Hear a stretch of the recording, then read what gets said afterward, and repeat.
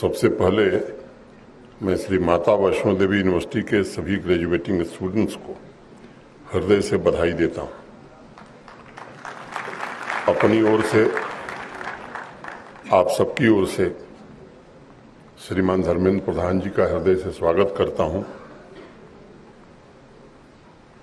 कि उन्होंने इस दीक्षांत समारोह के लिए अपनी स्वीकृति दी। दीक्षांत समारोह विद्यार्थियों और उनके अभिभावकों तथा अध्यापकों के जीवन में एक बहुत ही महत्वपूर्ण माइलस्टोन होता है। हमारे यहाँ उपनिषद में दीक्षांत का प्रारंभ सत्यम वद धर्मम चर अर्थात सत्य बोलो और धर्म का आचरण करो से होता है। इसलिए दीक्षांत का अर्थ नैतिक एवं आध्यात्मिक मूल्यों के साथ जीवन के नए अध्याय की शुरुआत भी मानी जाती है। मैं टैलेंट्स को शेप देने वाले, नर्चर करने तथा उन्हें राष्ट्र निर्माण में योगदान देने योग्य बनाने के लिए यहाँ के कुलपति तथा सभी फैकल्टी मेंबर्स को भी हृदय से बधाई देता हूँ। इस वर्ष यूनिवर्सिटी की गोल्ड मेडल की लिस्ट में हमारी बच्चियों ने बहुत ही सराहनीय प्रदर्शन किया है और ये हम सबके लिए अत्यंत प्रसन्नता की बात है। कई बार दीक्षांत समारोह मन में मिला जुला भाव लेकर आता है। स्टूडेंट्स के लिए ये खुशी का भी मौका है और कई बार मैं देखता हूं कि कई स्टूडेंट्स बहुत नर्वस भी हो जाते हैं। बहुत से स्टूडेंट्स जो प्रोफेशनल जिंदगी में प्रवेश करेंगे उन्हें अपार संभावनाओं की खुशी होगी, लेकिन कभी कभी ये भी एहसास होता है कि आने वाली चुनौतियों का सामना करते वक्त आपके जाने पहचाने मेंटर्स, टीचर्स या मित्रों का साथ नहीं होगा तो इसके कारण नर्वसनेस भी होती है। व्यक्तिगत रूप से मेरा मानना है कि आपको नर्वस होने की जरूरत नहीं है। मुझे विश्वास है कि माता वैष्णो देवी विश्वविद्यालय से आपने जो स्किल्स, जो अनुभव हासिल किए हैं वो सभी चुनौतियों का सामना करने में आपकी मदद करेंगे तथा भविष्य में आपकी सफलता का मार्ग भी प्रशस्त करेंगे। मैं मानता हूं कि जीवन का कर्म पथ दर्पण की भांति होता है। इस पथ पर एजुकेशन आपकी इंडिविजुअलिटी का साक्षात करने का माध्यम भी बन जाता है। जिस दिन कर्म पथ पर आप स्वयं से साक्षात करेंगे उस दिन एक नया आत्मविश्वास पैदा होगा और आपके कैरियर की पूरी यात्रा खोज का एक अवसर बनेगी। बहुत से स्टूडेंट्स उच्चतर शिक्षा की यात्रा जारी रखेंगे, कैंपस से बनते हुए नए भविष्य को देखेंगे। यूनिवर्सिटी का सही मायने में अर्थ एक ऐसा स्थान है जहां नया जगत, नए जीवन और नई मनुष्यता का जन्म होता है और जो इंडिविजुअल के साथ पूरी सोसाइटी को रूपांतरित करने की क्षमता रखता है। यूनिवर्सिटी कैंपस में हर क्षण टीचर्स और स्टूडेंट्स मिलकर के एक ऐसी ऊर्जावान सोसाइटी निर्मित करने का प्रयास करते हैं जो आत्मनिर्भर बने और बदलते समय की चुनौतियों के साथ कदम से कदम मिलाकर चलने में समर्थ भी हो।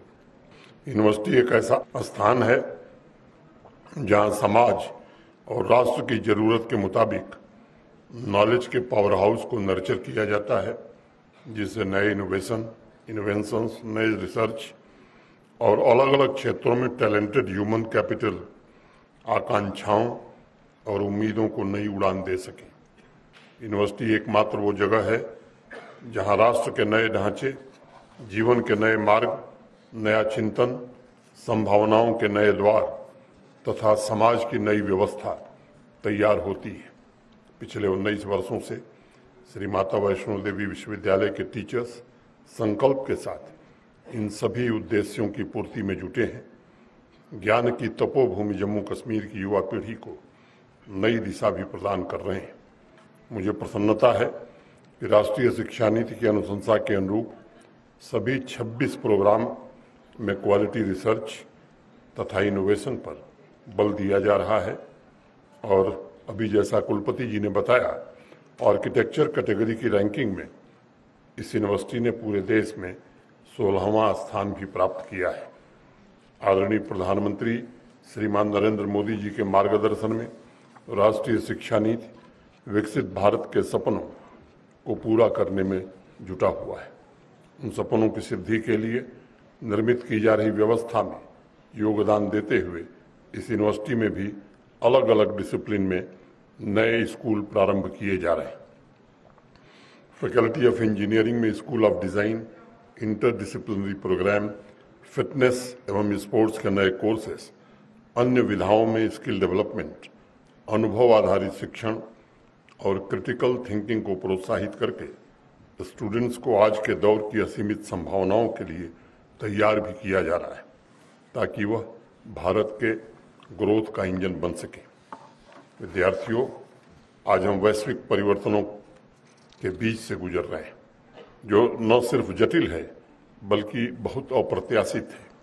तमाम चुनौतियों का सामना करते हुए भारतवर्ष दुनिया की 5वीं सबसे बड़ी अर्थव्यवस्था बनकर उभरा है।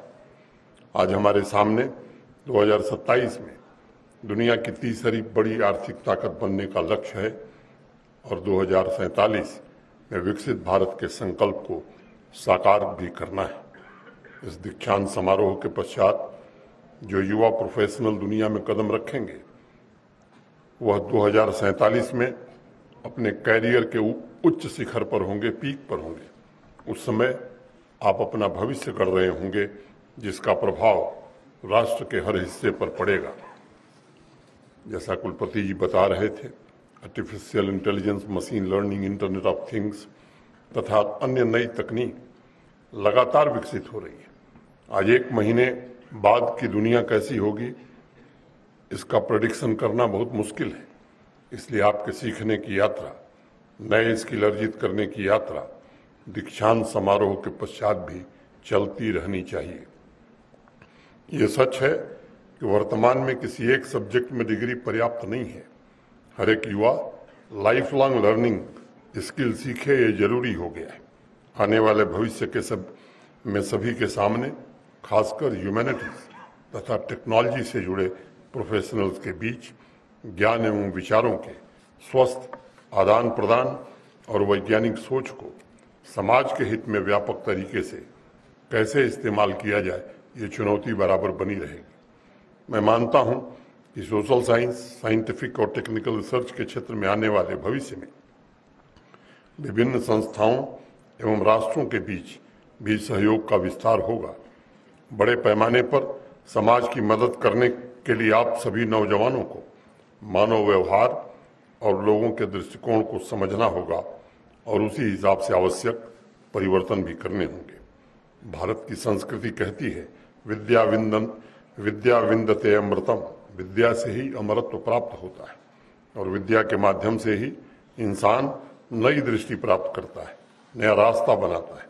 और इसलिए मेरा एक सुझाव है, भविष्य में आप जिस प्रोफेशन को चुने वह सामाजिक और राष्ट्रीय समृद्धि में जरूर मदद करे, ये आपको सोचना चाहिए।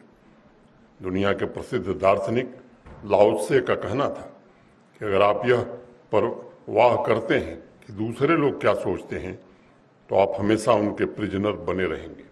इसलिए प्रोफेशनल कैरियर में आपकी स्वतंत्र चेतना, पूरी स्पिरिट के साथ एक्सप्लोरेशन ही सृजन एवं समाज की सकारात्मक शक्ति बन सकती है। जब भी आप भविष्य में कोई नई स्किल सीखेंगे तो उसमें भी उतना ही उत्साह होना चाहिए जितना यूनिवर्सिटी के स्टूडेंट के रूप में आज आपके भीतर मौजूद है। जब भी आप कैरियर में बदलाव करेंगे तो वह चुनौतीपूर्ण होना चाहिए। इंडिविजुअल पर्सनैलिटी डेवलपमेंट को मापने का सबसे बड़ा पैमाना आपके सामने चुनौती का होना है, जिससे आप स्वयं और समाज को बदल सकते हैं। प्रिय युवा साथियों, एजुकेशन का सबसे बड़ा जो लेसन है, सबसे बड़ा जो सबक है, वो यही है कि आप तेजी से बदल रही दुनिया में चीज़ें करके कैसे सीखते हैं। यदि आप कोई नए तरीके का व्यवसाय शुरू करते हैं तो आगे बढ़िए और इसे शुरू करिए। यदि आप नए आइडियाज़ के साथ स्टार्टअप सेक्टर में जगह बनाना चाहते हैं तो जरूर आगे बढ़िए और इसे पूरा करिए। आपको गलतियां करने या असफल होने से डरने की आवश्यकता नहीं है। एक बात हमेशा याद रखिएगा, इंसान अपने जीवन में फेल्योर से ही, असफलताओं से ही सबसे अच्छा सबक प्राप्त करता है। वास्तविक जीवन में यह सीखना कि कैसे सीखा जाता है, यही जीवन का सबसे बड़ा स्किल है। फ्रेंच जज मॉन्टेस्क्यू ने एक बड़ी अहम बात कही थी और मैं उसे कोट करना चाहूँगा। We receive 3 educations, one from our parents, one from school teachers, and one from the world. The third contradicts all the first 2 teachers. मैं समझता हूँ ऐसा इसलिए क्योंकि कैंपस से बाहर की दुनिया प्रतिपल बदल रही है और पूरे धैर्य के साथ वहाँ नए स्किल सीखने का आप सबको अवसर मिलेगा। बहुत से युवा जानते होंगे कि मैकडॉनल्ड की तरह कॉफ़ी शॉप में पूरे वर्ल्ड में आजकल स्टारबक्स की चर्चा बहुत हो रही है। स्टारबक्स शुरू करने वाले आप ही की तरह कॉलेज से निकला हुआ एक नौजवान हार्वर्ड शुल्य था। एक जनरल स्टोर के छोटे से कोने में कॉफ़ी स्टॉल लगाने की जगह उसे मिली थी। उसने अपनी ऑटोबायोग्राफी में लिखा है कि एक शॉप किराए पर लेकर प्रॉपर तरीके से बिजनेस शुरू करने के लिए उन्होंने कुल 242 इन्वेस्टर से संपर्क किया। उसमें से 241 इन्वेस्टर्स ने सीधे तौर पर मना कर दिया, लेकिन वह अपने सपने का पीछा लगातार 3 वर्षों तक करता रहा और अंत में उसे एक ऐसा इन्वेस्टर मिला जो उसके आइडिया और उसके वैल्यूज को समझ सका। और आज आप देख रहे हैं कि वो कहाँ पहुँचा है। इसलिए आज मेरी आप सबको दूसरी सलाह है कि अपने सपनों का पीछा करना कभी मत छोड़िए। जीवन में उच्चतम शिखर को प्राप्त करने के पहले अनेक छोटे शिखरों से गुजरना पड़ता है। जो राष्ट्र प्रथम के संकल्प के साथ आगे बढ़ेगा वही सफलता के नए परचम लहरा सकता है, जीवन में विकास की नई गाथा लिख सकता है। आज अमृतकाल की यात्रा में अगर भारत को किसी चीज की सबसे ज्यादा जरूरत है तो युवा चेतना की, युवा सोच की, समाज की पूरी क्षमता को इकट्ठा करके राष्ट्र की महत्वाकांक्षाओं की पूर्ति का एकमात्र साधन देश का युवा है। 2047 में विकसित भारत के निर्माण में उनका सबसे ज्यादा योगदान हो, यह सुनिश्चित करने के लिए माननीय प्रधानमंत्री जी ने, हमारे शिक्षा मंत्री जी ने युवाओं की आवाज वॉइस ऑफ यूथ अभियान का इसी महीने आगाज किया था। मुझे उम्मीद है कि आप सभी ने अपने अपने आइडियाज पोर्टल पर जरूर अपलोड किए होंगे। मैं आप सभी ग्रेजुएटिंग स्टूडेंट से माई भारत मेरा युवा भारत से भी जुड़ने का निवेदन करता हूं, आह्वान करता हूं। माननीय प्रधानमंत्री जी का यह प्रयास कि युवाओं को अपने कैरियर में रिलेवेंट स्किल्स प्रदान किए जाएं, उन्हें बिजनेस तथा इंडस्ट्री का एक्सपोजर दिया जाए तथा नेटवर्किंग के जरिए उनके भविष्य के लिए तमाम नई संभावनाएं उपलब्ध कराई जाएं। इस अभियान के माध्यम से युवाओं को फील्ड एक्सपीरियंस भी प्रदान किए जाएंगे जो उनके कैरियर में तथा आगे की स्टडीज में मजबूत सपोर्ट सिस्टम की तरह काम करेगा। प्रैक्टिकल नॉलेज किसी भी नौजवान के लिए हीरे जवाहरात से कम मूल्यवान नहीं होता है। ये आपके भीतर लीडरशिप स्किल्स भी पैदा करता है। महात्मा गांधी बार बार एक बात कहते थे, जो आप किताब में पढ़ते हैं या जो शिक्षक आपको ब्लैक बोर्ड पर पढ़ाते हैं वो जरा कम समझ में आता है, जिसका प्रयोग आप हाथों से करते हैं वो जल्दी समझ में आता है। अपने कर्म क्षेत्र में आप स्पष्ट लक्ष्य रखें, समस्याओं को पहचानें और साहस से उनका सामना करें। जीवन की सबसे बड़ी प्रेरणा यही है, बिना रुके, बिना झुके, बिना थके आगे बढ़ते रहें। मैं अमेरिकन इन्वेस्टर रेमंड थॉमस की एक किताब पढ़ रहा था, उसमें की कुछ पंक्तियां मैं आपको उद्धृत करना चाहूँगा। Time is like a river that carries us forward into encounters with reality that requires us to make decisions. We cannot stop our movement down this river and we cannot avoid those encounters. We can only approach them in the best possible way. बापू कहते थे कि मेरी आशा का केंद्र देश का युवा वर्ग है। अगर हमारा युवा वर्ग अपने अनुभव, अपने स्किल्स और अपने दृढ़ इच्छा शक्ति से लक्ष्य को सामने रखकर आगे बढ़ता है तो निश्चित ही लक्षित समय से पहले एक मजबूत और विकसित भारत की रचना हम कर सकते हैं। अंत में 2 शब्द में यूनिवर्सिटीज तथा शिक्षण संस्थानों के संबंध में कहूँगा कि अगर हमारे एजुकेशनल इंस्टीट्यूशंस भविष्य के निर्माता की रचना करना चाहते हैं तो हम जो डिग्री देते हैं वो डिग्री मात्र नहीं होनी चाहिए। वो हमारे ग्रेजुएट्स में उपलब्धि के उच्च मानदंड को बढ़ाने वाले लाइफ लॉन्ग लर्निंग स्किल्स से सुसज्जित इंडिविजुअल तैयार करने वाली ऊर्जा, टूल्स और स्किल्स होनी चाहिए। अभी हमारे यहाँ हायर एजुकेशन डिपार्टमेंट ने जो काम शुरू किया, जम्मू यूनिवर्सिटी जिसको कोऑर्डिनेट कर रही थी, कॉलेज ऑन व्हील्स, कैंपस की चार दीवारी के बियॉन्ड जाकर एक्सपेरिमेंटल लर्निंग की दिशा में मैं मानता हूं कि एक सराहनीय कदम आप लोगों ने उठाया है। आज पूरे देश में इस इनिशिएटिव की चर्चा हो रही है। श्री माता वैष्णो देवी विश्वविद्यालय की 40 बच्चियों को ज्ञानोदय एक्सप्रेस के द्वारा देश के विभिन्न स्थानों और महत्वपूर्ण स्थलों को देखने और समझने का अवसर मिला है। मुझे पूरा यकीन है कि चीज़ों को देखने के उनके दृष्टिकोण में निश्चित रूप से एक बड़ा बदलाव आया होगा। साथ ही हमारा ये प्रयास होना चाहिए विश्वविद्यालय की मुख्य क्षमता का उपयोग मिशन मोड में चलाई जा रही फ्लैगशिप योजनाओं में हो। जम्मू कश्मीर में wasteland development, heritage conservation, water resource management, वैकल्पिक ऊर्जा, टूरिज्म, हैंडीक्राफ्ट जैसे क्षेत्रों में यूनिवर्सिटी का महत्वपूर्ण भूमिका कैसे हो सकती है। स्टूडेंट्स को क्लासरूम के बाहर निकलकर सीखने और सामुदायिक विकास कार्यक्रमों में भाग लेने का कैसे ज़्यादा से ज़्यादा अवसर मिले, ये विश्वविद्यालय को जरूर सुनिश्चित करना चाहिए। श्री माता वैष्णो देवी यूनिवर्सिटी रियासी जिले के गांव तथा शहरों में प्रबुद्ध नागरिकों का एक पूल तैयार कर सकती है तथा लिटरेसी अभियान में अपना अमूल्य योगदान दे सकती है। सभी फैकल्टी मेंबर्स को कैंपस से बाहर भी जाने की जरूरत है। समाज को सहायता प्रदान करने और क्या क्या इनिशिएटिव लिए जा सकते हैं, इस पर गंभीरता से सोचने की जरूरत है। इसके लिए जरूरी है टीचर्स भी लगातार सीखते रहें। गुरुदेव रविन्द्रनाथ टैगोर कहते थे, एक शिक्षक तब तक सच्चा शिक्षक नहीं हो सकता जब तक वह स्वयं न सीख रहा हो। एक दीपक तब तक दूसरे दीपक को नहीं जला सकता जब तक वह स्वयं जल न रहा हो। साथ ही हमें रिसर्च इनोवेशन में हायर स्टैंडर्ड को भी बरकरार रखना होगा।